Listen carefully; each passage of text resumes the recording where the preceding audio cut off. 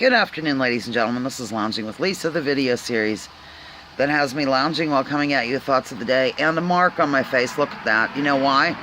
I fell asleep. Yeah, I did. I'm confessing, I took a hot bath, hence the clean, out of control hair that's still damp in the back. And I got real tired, and so I just went into lounge for a little bit. Next thing I know, I'm waking up with a crease on my face. Oh, that reminds me of a story, of course. One time I had to go to a funeral, and I get all like dramatic, like no one's ever been to a funeral. I gotta hold still. It's hard too when I'm freezing. You know what? Hold on a minute. This should help. I found a blanket. There's a blanket here that I've been using. I'm really cold. All right. Anyhow, one time I had to go to a funeral, and I had taken a nap earlier. And I woke up and I have one of those creases here, like this, from sleeping. I don't know what causes it, like you sleep heavy or something. I was so upset because I could not get it out of my face. Like I couldn't get it to go away. And my friend Mick stopped by and I said, "Oh God, look at this thing. It won't go away." And he said, "Oh, don't worry. No one will notice." You know, men always say that. You could have a giant zit at the end of your nose. And they would claim, "Oh, it's not noticeable. Don't worry, Lisa. Please give me a break. Boy, I really do need a haircut." So it was just funny because we were driving down the road. Isn't that normally where you drive? Mick was in front of me. I think he might have been going to the same viewing, and we were going to follow each other. And follow each other. That's always funny because generally one person is following the other. You don't follow each other, but I always say it. And I was like, you know, hitting my face and everything like at stoplights. And then I looked up and Mick in his rear view mirror was imitating me totally. He's sitting there going. So it was just a cute memory. I don't think that's why I'm getting with you.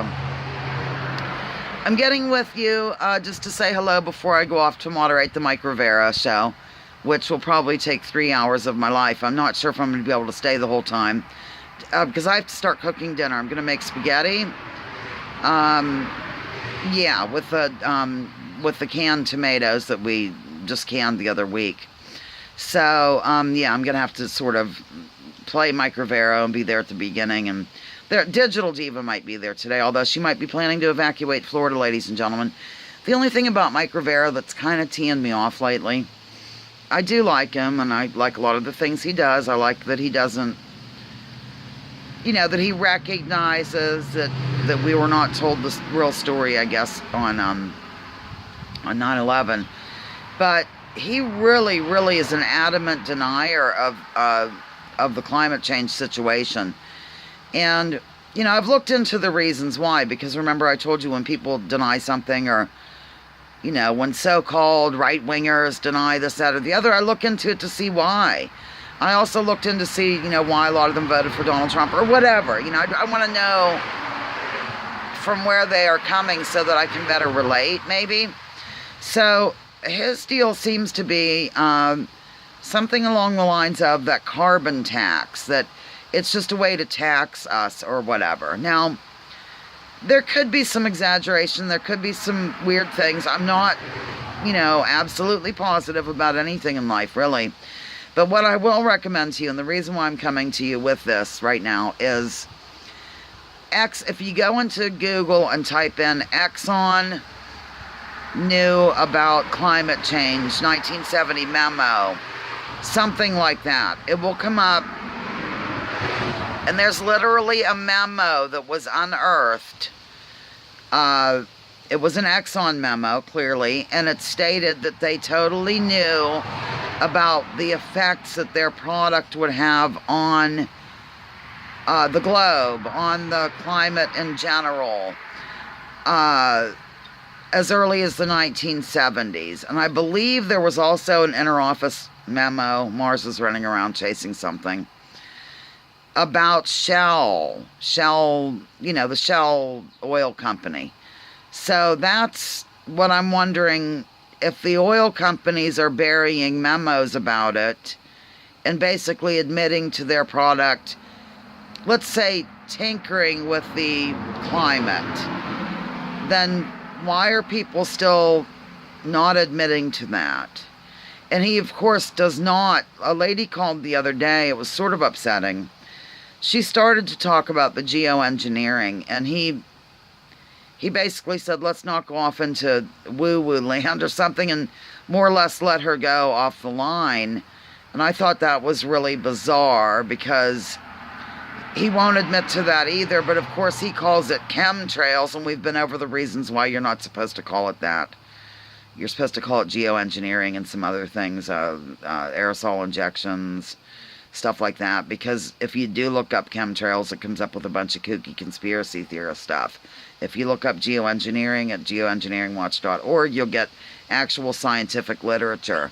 So it's all a very confusing thing, ladies and gentlemen, but I think that, I don't know, some people adamantly won't look into it. And, I could be wrong maybe, but why was Exxon burying it? Why was Shell burying it if it was all a hoax put out by the Chinese or whatever?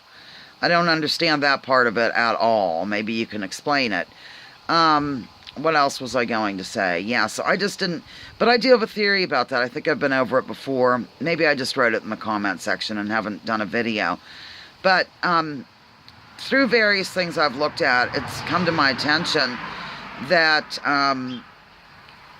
a lot of the people involved, like at NOAA, NOAA, and other weather-type places, they are totally aware of this. They're totally aware of the geoengineering factor, and they've expressed to people off the record that they are horrified, and they don't know what to do about it, because they have to sign something. They have to sign like non-disclosure agreements and things like that. I'm thinking because Michael worked for NASA, that maybe he had to sign one of those back in the old days, and it would still hold to this day. And these people can play very rough in terms of threats with family members or, whatever. So I'm trying to give him a little bit of the benefit of the doubt, thinking perhaps, he had to sign one of those deals. I think he still has somewhat of an affinity for NASA, although I've heard him call it NASA, never a straight answer. But then he's also said that he'd like to be the head of that agency. So I don't know, but that, I'm thinking that's the logical reasoning behind this. Because according to Caution Slippery When Wet, they have been heavily involved with the actual engineering for decades. And if people are still, rolling their eyes to the point of generating energy on their own, collectively actually, not on their own, check out Operation Popeye. It was used in Vietnam to basically keep a monsoon going longer than it should have. So, these are things that have been used. They've weaponized the weather, I guess you'd say. So, anyhow, that's why I was coming at you, was to just briefly go over that, to let you know. Please please Google that Exxon knew about climate change in the 1970s or something, and you can see the actual memo. So, alright, Lounging with Lisa, the video series that has me lounging while coming at you with thoughts of the day. Please join me, join others. Let's drop our political identities, focus on issues, and leave labels at the door, ladies and gentlemen.